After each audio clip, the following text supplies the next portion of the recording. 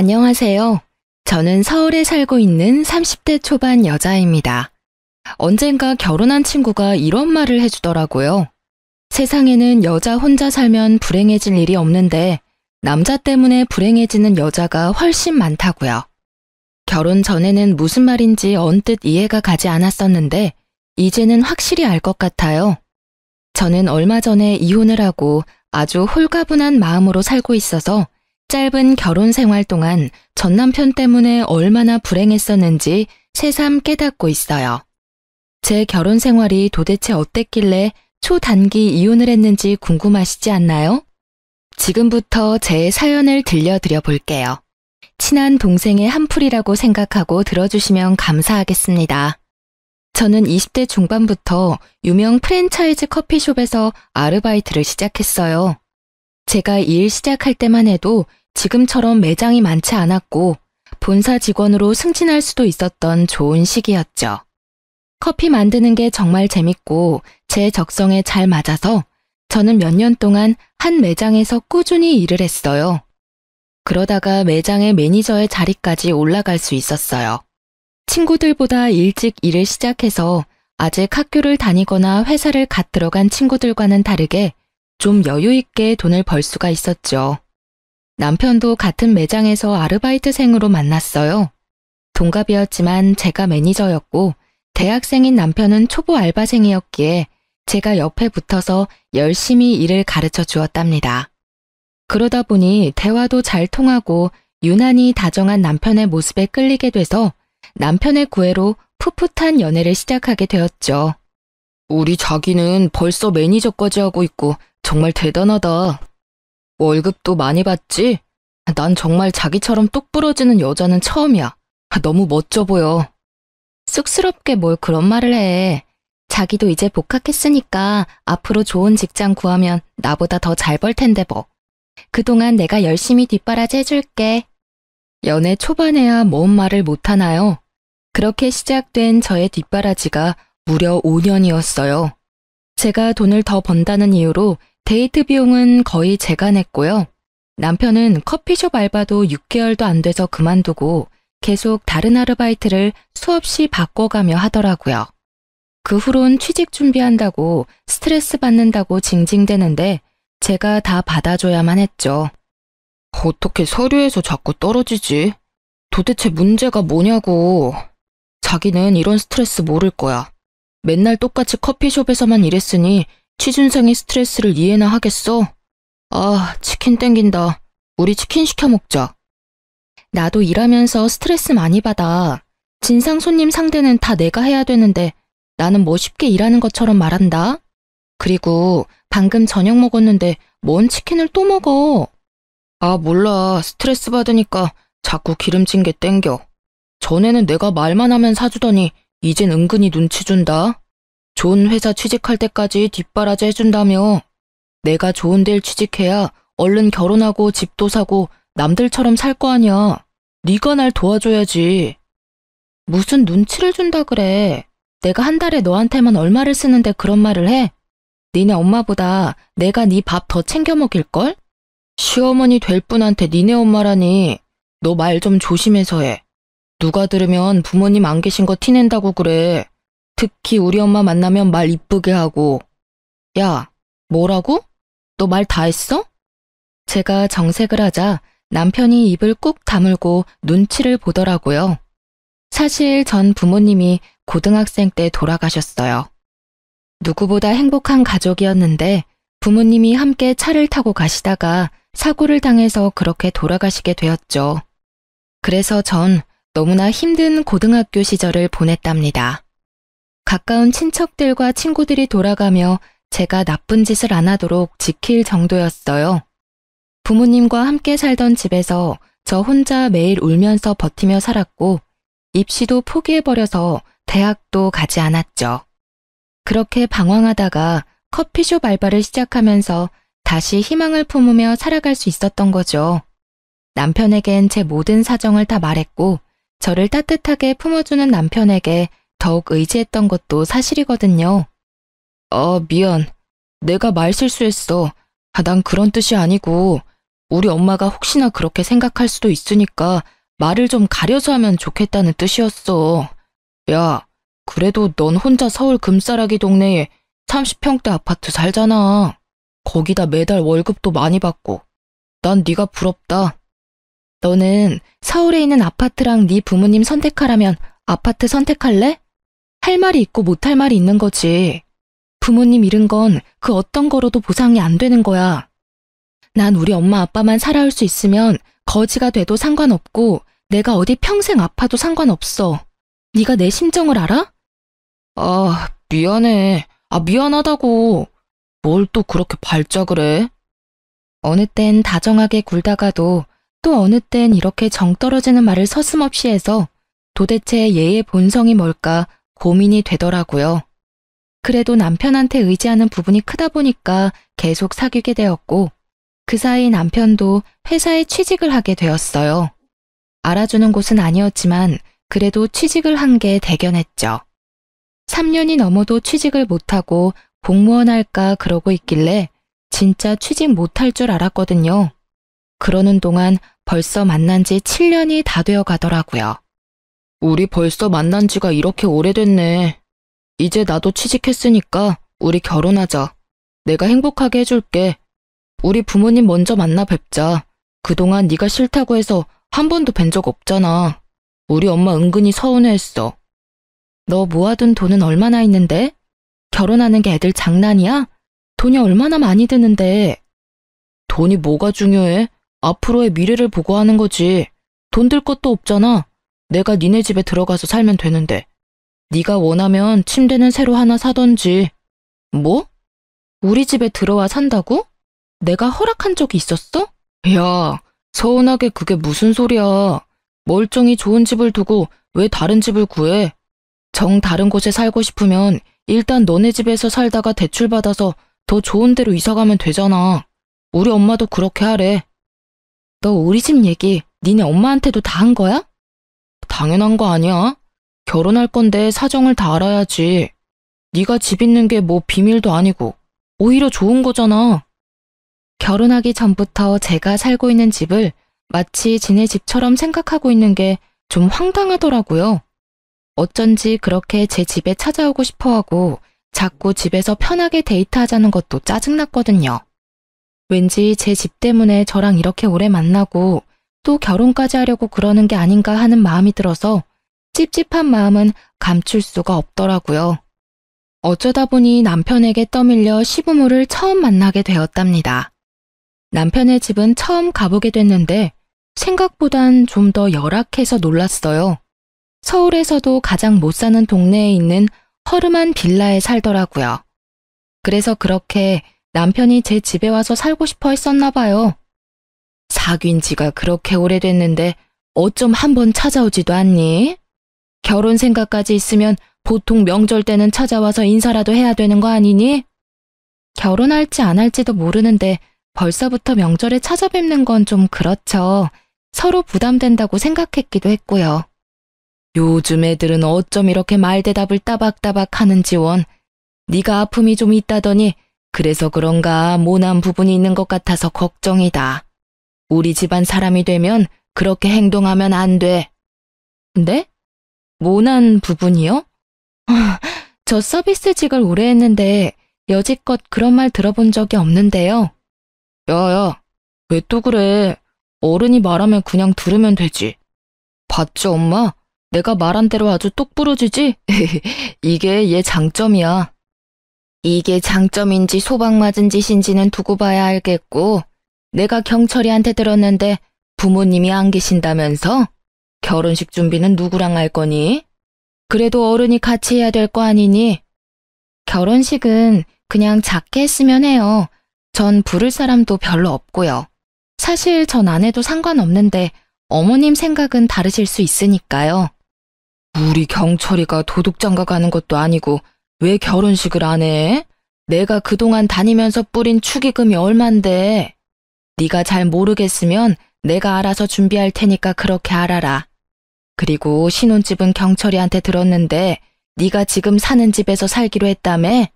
네, 일단 너무 바빠서 집을 따로 구할 시간도 없고요. 어차피 결혼해도 크게 달라질 것도 없으니까 경철 씨만 들어와서 살면 될 것 같아요. 듣자 하니까 아파트가 35평이라며? 방이 몇 개야? 방은 3개예요. 그래? 그럼 딱이네. 집도 넓은데 우리가 같이 들어가서 살면 어떠니? 그래도 방 하나 남네. 그건 나중에 손주 태어나면 우리 손주방 하면 되고. 아무리 제가 부모님이 없어도 시부모가 제 부모님이 남겨주신 집에 들어와서 산다는 건 말이 안 되는 거 아닌가요? 이 사람들은 제가 얼마나 만만하면 이런 말을 내뱉는지, 시모의 말을 들으면서도 똑바로 들은 게 맞는지 정말 믿어지지가 않을 정도였어요. 남편과 시부는 이미 서로 말을 맞춘 듯 했어요. 가만히 제 입이 떨어지기를 기다리고 있더라고요. 아, 그건 좀 안 될 것 같은데요. 제 부모님이랑 같이 살면서 추억이 많은 집이라서, 그래서 사실 경철 씨와 같이 사는 것도 좀 망설여졌거든요. 아니, 뭐 우리가 같이 살면 더러워지기라도 한단 말이야? 우리가 새로운 가족인데 새 가족이랑 새 인생 시작한다고 생각하면 되지. 아무래도 그건 안 될 것 같아요. 죄송해요. 대신 신혼집 근처 작은 평수 아파트로 이사하시는 건 어때요? 제가 보증금이랑 월세는 부담할게요. 뭐? 우리 보고 지금 월세를 살라는 말이냐? 여기도 월세라고 들었는데 아닌가요? 작은 아파트여도 여기 월세 3배는 해요.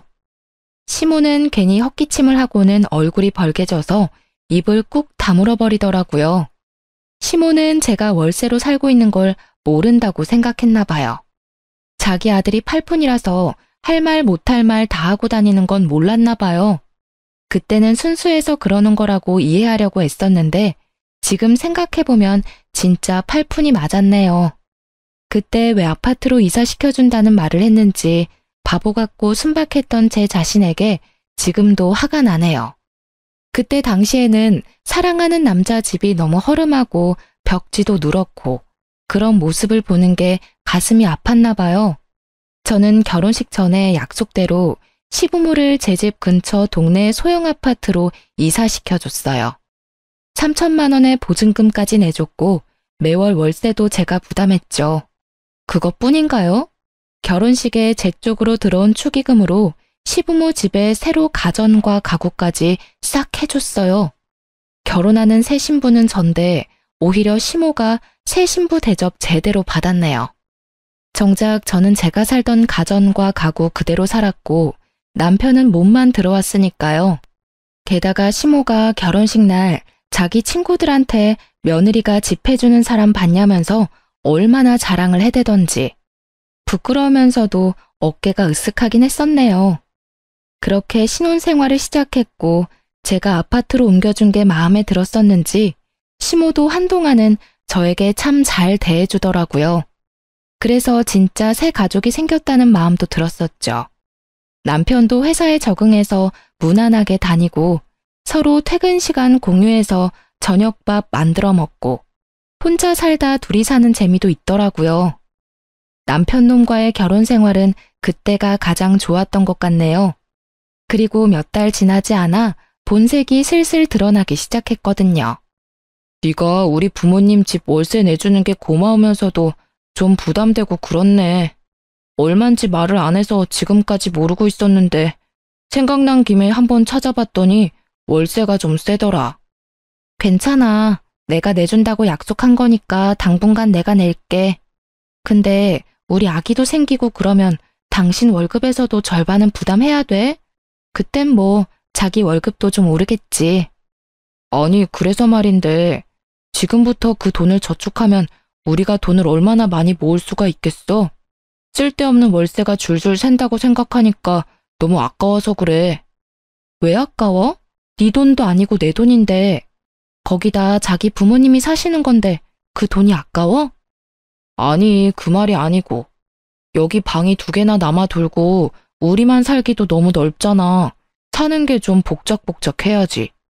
우리 부모님도 같이 사는 게 어때? 같이 살면 정도 더 많이 들고 진짜 가족이 되는 거지. 너 아직도 우리 부모님 서먹하잖아. 그 얘기는 이미 끝난 거 아니었어? 일 끝나고 오면 편하게 쉬어야 되는데 시부모랑 살면 내 집에서 편할 수가 있겠어? 절대 안 돼. 다신 얘기 꺼내지도 마. 이놈의 시모와 제대로 작당을 한 건지 바로 다음 날에 시모가 전화가 오더라고요. 너 어제 또 경철이 잡았니? 내가 경철이한테 말 전하라고 했다. 아무리 생각해봐도 그 큰 집에서 같이 살면 되는데 뭐하러 생돈을 낭비하니? 내가 같이 살면 니네 밥도 해주고 살림도 해줄 텐데 네가 편하면 더 편하지 도대체 불편할 게 뭐니? 저희는 집에 거의 없어서 청소하고 할 것도 없어요. 청소도 로봇 청소기 돌리면 되고요. 요리도 간단하게만 해서 별로 치울 것도 없어요. 아니 뭐라고? 도대체 뭘 해먹길래? 너 일한다는 유세로 우리 아들 맨날 배달 음식만 먹이는 거 아니야? 난 그렇게 안 키웠다. 나는 아침부터 국도 새로 해서 맨날 따뜻한 밥 먹여가며 키웠어. 어머니, 경철 씨랑 사귀는 7년 동안 점심 도시락까지 싸서 보내고 그랬어요. 저도 혼자 산 지 오래돼서 요리 꽤 해요. 보지도 않고 그런 말씀하시니 서운하네요. 그래? 그래, 어디 한번 얼마나 대단한지 기대하마. 명절 때 네 솜씨 제대로 보여주면 되겠네. 어휴, 무슨 말을 못하게 쏘아대니? 아주 집 하나 가진 게 유세다 유세야. 시모는 원하는 대답을 듣지 못하자 화를 내면서 전화를 끊어버리더라고요. 저야말로 왜 이렇게 남편과 시부모 집도 아니면서 내 집에 이렇게 관심이 많고 집착을 하는지 이해가 가지 않았어요. 제가 아니었으면 아직도 그 곰팡이내 나는 빌라에서 살고 있었을 거 아닌가요? 평생 살아보지도 못했을 아파트에서 이사시켜주고 월세까지 내주는데 도대체 어디까지 욕심을 부리려는 건지 너무 화가 났어요. 그 후로도 남편이 계속 말을 꺼냈지만 저는 정색하고 대꾸도 하지 않았죠. 몇 번 시도해도 안 되니까 포기했는지 같이 살자는 말은 더 이상 안 하더라고요. 저는 남편 놈이나 시모한테도 너무 질려버려서 당연 시댁도 찾아가지 않았고 그렇게 또 몇 달의 시간이 지나갔죠. 그러다가 또 다른 일이 터지고 말았어요. 제가 퇴근하고 집에 들어왔는데 남편이 씩씩대며 저를 노려보고 있더라고요. 그러더니 서류 봉투 하나를 저한테 팍 던지는 게 아니겠어요? 저는 영문을 몰라 서류 봉투 안을 들여다보았어요. 이건 또 어디서 찾았어? 야, 우리가 진짜 부부고 가족이냐? 나한테 또 속이는 거 있어? 너는 그러고도 나무래야. 어떻게 지금까지 감쪽같이 속여? 너 진짜 무서운 애다. 아니, 말은 정확하게 해야지. 이게 왜 속인 거야?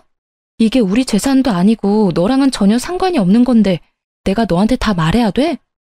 당연하지. 부부인데 당연히 모든 걸 말해야지.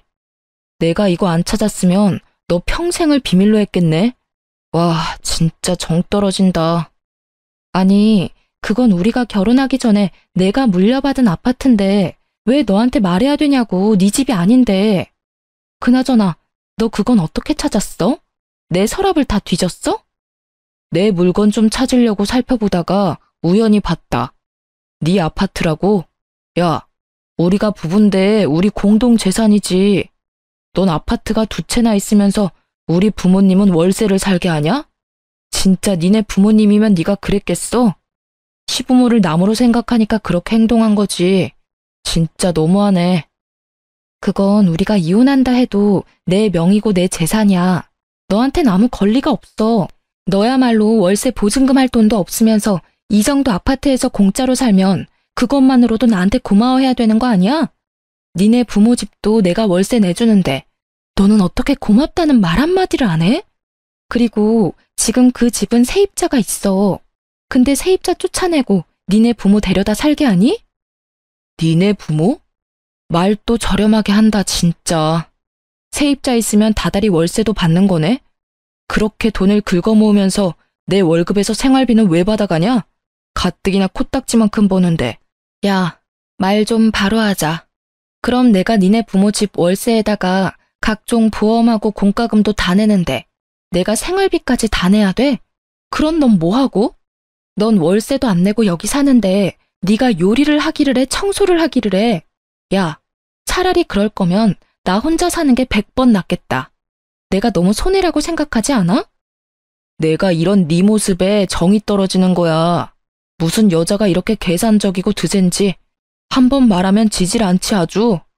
네가 남편을 이렇게 개무시하는데 내가 밖에 나가서 길을 펴고 일을 하겠냐? 우리 엄마가 한 말이 딱 맞아 아주. 제가 어디 틀린 말 했나요? 여러분이 생각해도 제 말이 다 맞지 않나요? 저야말로 왜 결혼을 하고 그 집안에 휘말려 들어가서 들어가지도 않을 생돈을 다 부담하고 살아야 하는지 이해가 되지 않기 시작했죠.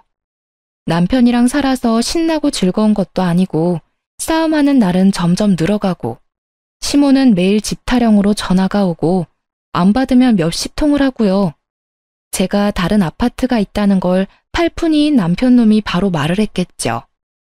역시나 바로 불이 나도록 전화가 오더니 그래도 받지 않자 시모가 밤에 집으로까지 찾아왔답니다. 너는 집에 있으면서 왜 전화를 안 받아?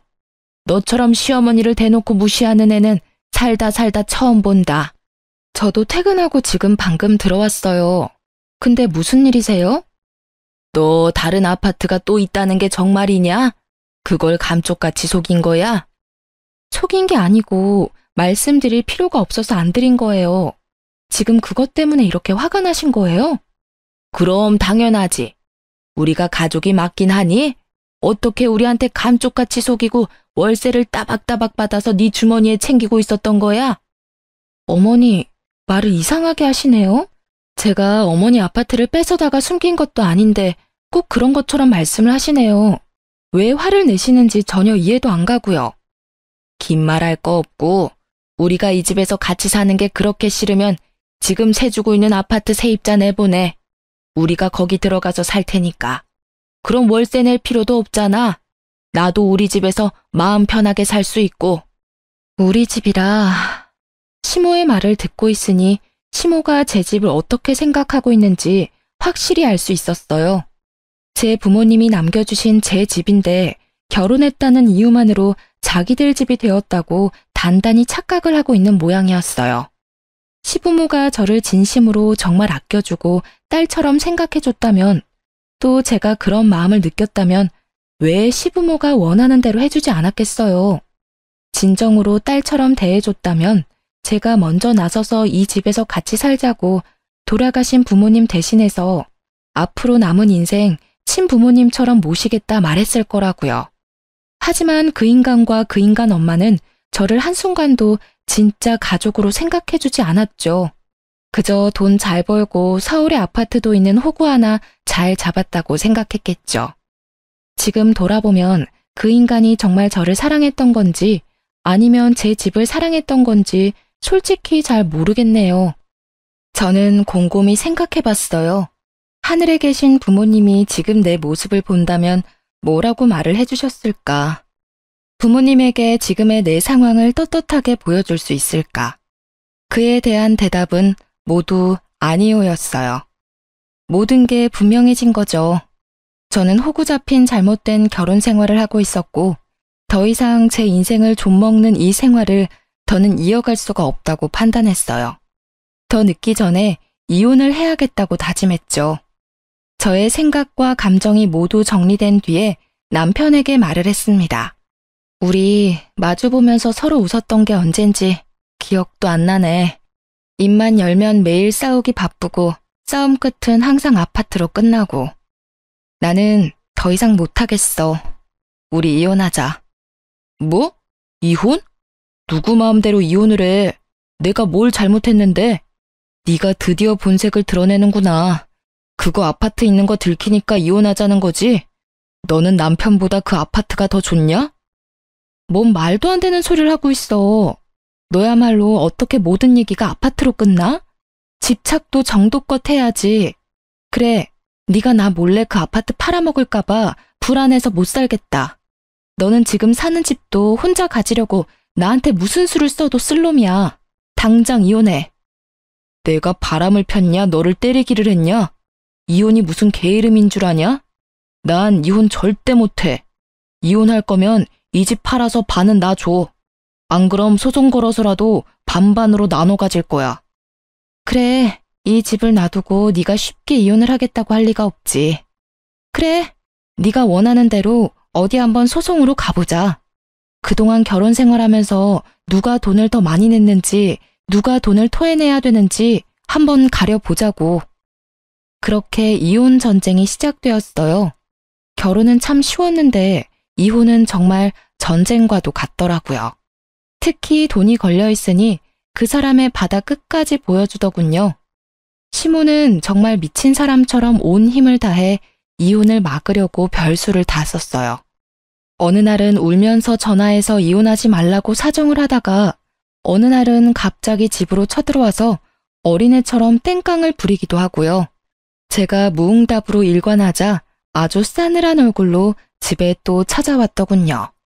내가 그렇게 부탁을 했는데 이혼 소송을 건다고? 네가 진짜 미쳤구나. 이건 경철 씨랑 제 문제예요. 어머님은 좀 나서지 말아주셨으면 좋겠는데요. 뭐라고? 이 싸가지 없는 게 봐주는 것도 한계가 있어. 그러니까 부모 없는 애는 거두면 안 된다는 소리가 있는 거야. 머리 검은 짐승은 일에서 정을 주면 안 돼. 이혼이 그렇게 쉽냐? 그렇게 인생을 막 살면 하늘에 있는 네 부모가 퍽이나 좋아하겠다. 아줌마, 말 좀 가려서 해요. 막말로 아줌마가 나를 거뒀어요? 내가 아줌마랑 아줌마 아들을 거둬준 거지.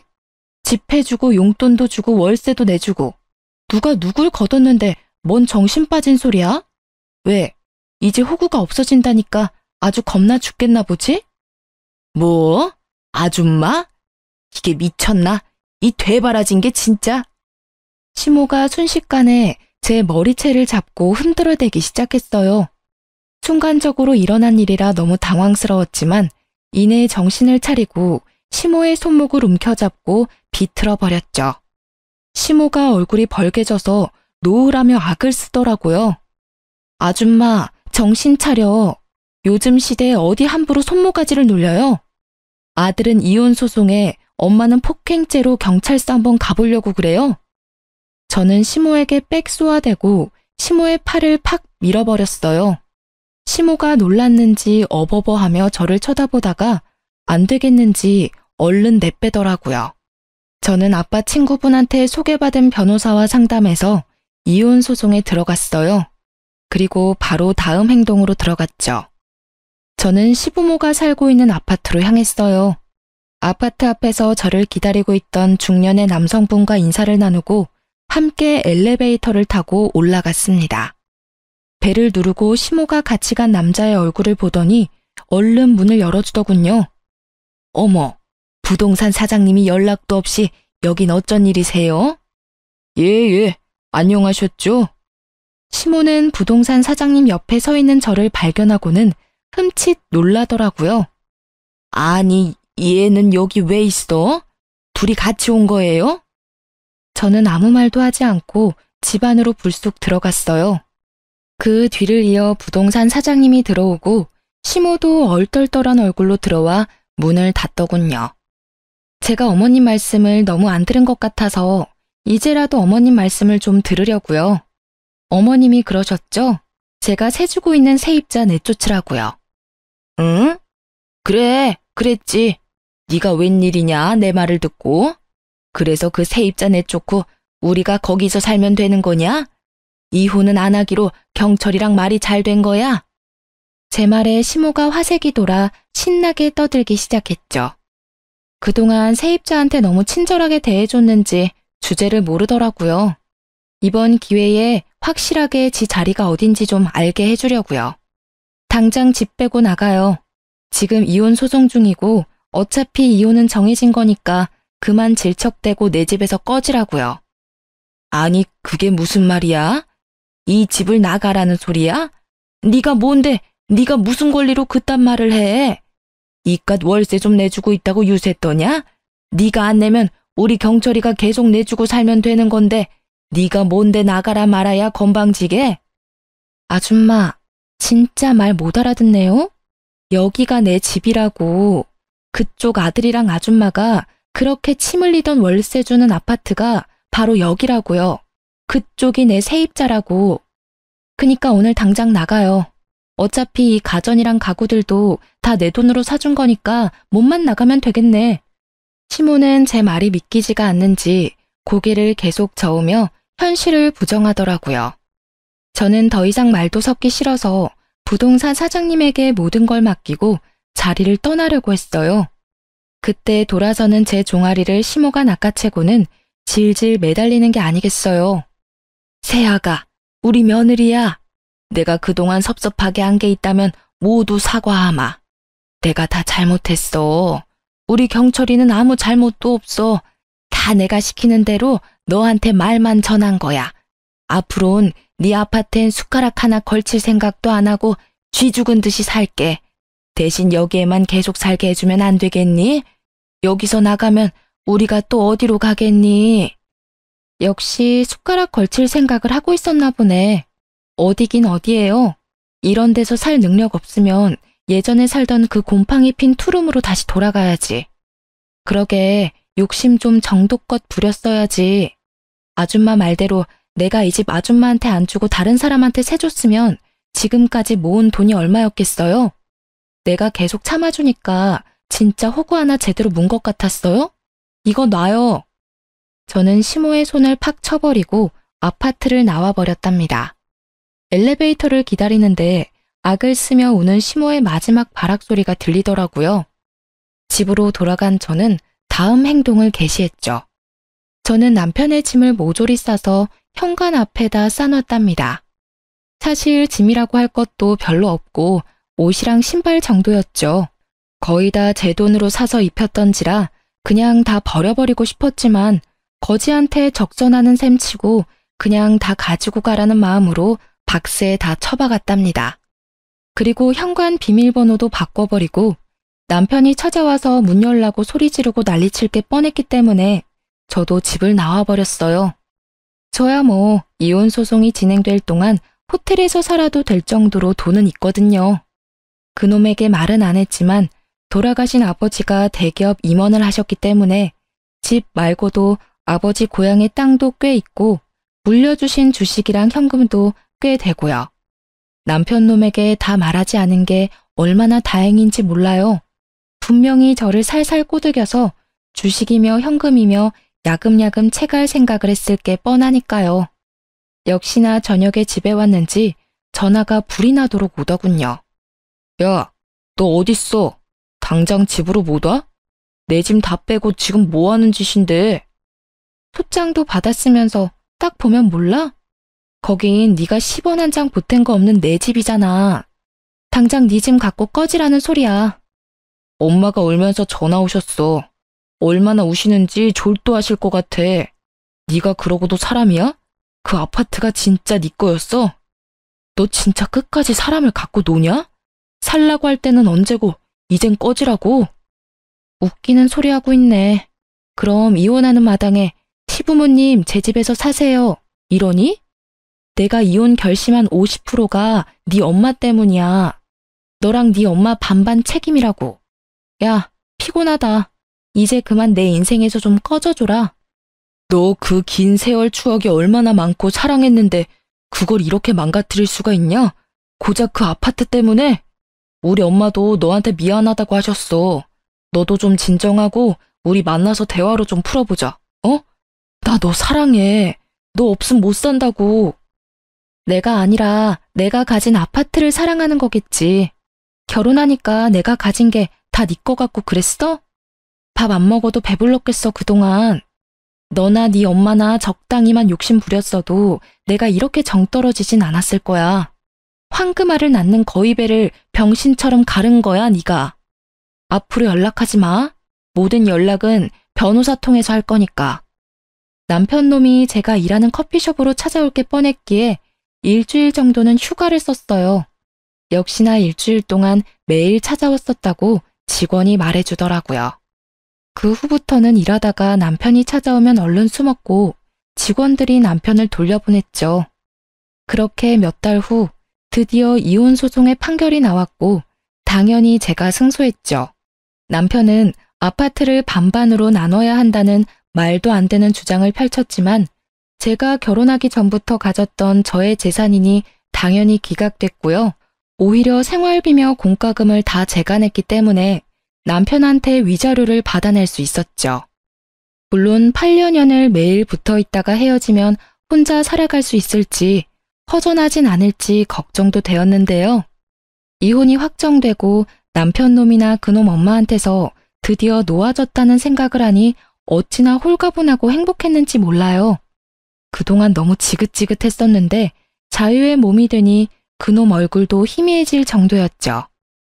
그렇게 몇 달이 흐르고 저는 다시 결혼 전처럼 열심히 커피를 만들면서 저의 인생을 다시 찾아가고 있었죠. 그 인간이 찾아오면 얼른 숨어서 그동안 마주치질 않았는데 그날은 하필 제가 매장 밖에 나와 있을 때 들어오던 전 남편과 딱 마주쳐버렸네요. 아, 드디어 만났네. 너무 잘 숨어서 죽었는 줄 알았다, 야. 거의 6개월 만인가? 남편은 밑바닥까지 끌어내리고 너는 아주 얼굴 좋아 보인다. 말하는 꼬라지하고는 이혼한 마당에 왜 자꾸 여길 찾아오는 거야? 이렇게 만났으니 내가 마지막으로 말할게. 다신 여기 찾아오지 마. 또 찾아오면 그땐 업무 방해죄로 경찰 부를 거야. 아, 네가 뭔데 오라 말아야. 여긴 누구나 올 수 있는 커피숍이야. 그리고 네가 여기 주인이라도 돼? 끽해야 매니저 주제에. 매니저로 일하는 게 도대체 몇 년이냐? 넌 인생에 발전이 없어. 솔직히 말해서 죽은 니네 부모가 남겨준 집 말고 네가 뭐 별 볼 일이 있냐? 정신 상태 불안정한 거 불쌍해서 걷어주니까 우리 부모님을 무슨 도둑 취급하면서 이혼 소송까지 걸고 너 때문에 우리 엄마 충격받아서 치매 초기랜다. 어떻게 책임질래? 나야말로 너 고소할 거야. 너 같은 걸 믿고 결혼까지 했던 내가 불쌍하다. 너야말로 코딱지 같은 회사에서 최저임금 받고 일하는 주제에 누구한테 발전을 운우네? 그러는 넌 니네 부모가 뭐 개뿔 남겨줄 거라도 있어? 아, 있네. 니네 엄마랑 너랑 분수 모르고 남의 거 탐하는 게 똑같네. 물려받았나 보다야. 뭐? 이게 진짜 보자 하니까? 전 남편이 저를 때리려는 듯이 팔을 확 올리더라고요. 그걸 본 남자 직원이 얼른 달려와서 팔을 딱 막아주었죠. 사장님, 괜찮으세요? 이건 또 뭐야? 그새 남자라도 생겼냐? 근데 뭐? 사장님이라고? 이 매니저, 이 인간한테 이 커피숍이 누구 건지 좀 말해줄래? 1년 전에 사장님이 인수하셨죠. 사장님이시죠? 그 인간, 그 말을 듣고 입이 떡 벌어져서 다물지를 못하더라고요. 왜냐하면 제가 운영하는 이 지점은 매출이 높기로 유명한 걸 전 남편도 알거든요. 네가 여기를 인수했다고? 그럴 돈이 어딨어서? 아니, 돈이 있다고 해도 본사에서 너한테 넘긴 게 말이 돼? 네가 뭐라고? 너나 나를 호구로 알고 우습게 알겠지. 내가 본사 소속으로 이 매장에서 일한 게 12년이다. 평생을 변두리 빌라 월세로 사는 넌 뭐 상상도 못할 액수겠지만 이 정도 매장 인수할 돈이 있어, 내가. 아니, 1년 전에 인수한 거면 이혼 전이잖아. 아파트도 모자라서 이것도 속였던 거야? 너 진짜 치가 떨리게 무섭다. 말하면 내가 뭐 어떻게 할까 봐? 부부 사이에 비밀이 없어야지. 너는 진짜 사악하고 무서운 년이야. 그 콧구멍만한 아파트도 그렇게 침을 흘렸는데 내가 이 큰 매장 사장이라는 걸 네가 알았어 봐. 너란 위인을 내가 몰라? 넌 당장 회사 때려치고 여기 점장한다고 징징거리면서 졸랐을 놈이야. 그러다가 지가 사장 행세하겠지. 네 엄마는 맨날 여기 출근 도장 찍어가며 지 아들이 여기 사장이라고 사돈의 팔촌 다 끌고 와서 공짜 커피 달라고 생떼 썼을 거고. 상상만 했는데도 벌써 지긋지긋하다. 이제 잘 알았지? 여기 내 거니까 다신 여기 그림자도 비추지 마. 또 오면 바로 경찰서 끌고 갈 거니까 각오해. 난 한다면 하는 거 잘 알 거야. 전 남편은 벌개진 얼굴로 주먹을 꽉 쥐고 파르르 떨더라고요. 오래 만난 사이다 보니 저놈이 어떤 생각을 하는지 빤히 보였죠. 이 매장이 자기 것이 될 수 있었는데 그 기회를 놓쳤으니 얼마나 속에서 열불이 나겠어요. 저는 차갑게 전 남편을 지나쳐서 매장으로 들어갔죠. 전 남편은 한참을 매장 앞에서 망부석처럼 굳어 있다가 터덜터덜 발길을 옮기더라고요. 사장님, 또 왔어요. 저기 밖에서 왔다 갔다 하고 있는데요. 괜찮아. 만약 들어오면 이 매니저가 좀 내보내줄래? 매번 이런 부탁해서 미안해. 안 들어오면 그냥 두고. 이게 무슨 부탁이에요. 당연히 해야 되는 일이죠. 저 손님 때문에 매장 분위기가 이상해지니까 민폐 손님 내쫓는 것도 다 업무의 일환 아니겠어요? 그 후로도 종종 커피숍 밖에서 힐끔거리는 전 남편을 발견하고 직원들이 말해주었는데요. 전 신경도 안 쓰고 제 할 일만 했죠. 그러다 보니 점점 오지 않았고 어느 순간 안 보이더라고요. 누구나 올 수 있는 오픈된 장소이다 보니 사실 언젠간 또 기웃거릴 수도 있다는 생각이 들긴 하는데요. 오랫동안 저와 함께 일하면서 저를 지켜주는 든든한 직원들이 있어서 위기 상황이 와도 겁나지는 않을 것 같아요. 제가 사장이지만 저는 커피를 만들고 매장에서 활기차게 일하는 순간이 정말 좋고 제가 살아있는 걸 느낄 수가 있어서 이렇게 매일 나와서 계속 일하고 있어요. 하늘에 계신 저의 부모님도 제가 씩씩하게 살아가는 모습을 보셔야 안심하실 것 같다는 생각도 들고요. 전 남편이 와서 행패를 부리는 순간이 오더라도 저는 저의 매장을 지키며 매일매일 열심히 일을 할 거랍니다. 세상에 혼자 남겨져서 저를 진심으로 아껴줄 가족을 만들고 싶었기에 전 남편과 그놈 부모에게 나름대로 최선을 다했어요. 부모님이 없다고 대학 못 갔다고 무시해서 마음의 상처를 입어도 괜찮은 척하며 바보처럼 헤헤거렸고요. 계속 그 집구석에서 벗어나지 못하고 살았다면 부모님이 남겨주신 재산도 다 뺏겼을 수도 있다고 생각하니 가슴이 철렁한데요.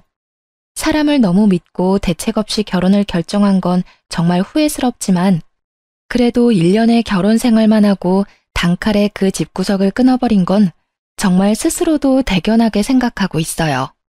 다시 혼자 남겨지는 게 두렵기도 했지만 부모님은 제가 행복하게 사는 걸 바라실 거라는 생각만을 하며 단호하게 끊어냈던 것 같아요. 당분간은 일만 하고 저 혼자서도 잘 사는 연습을 해보려고 해요.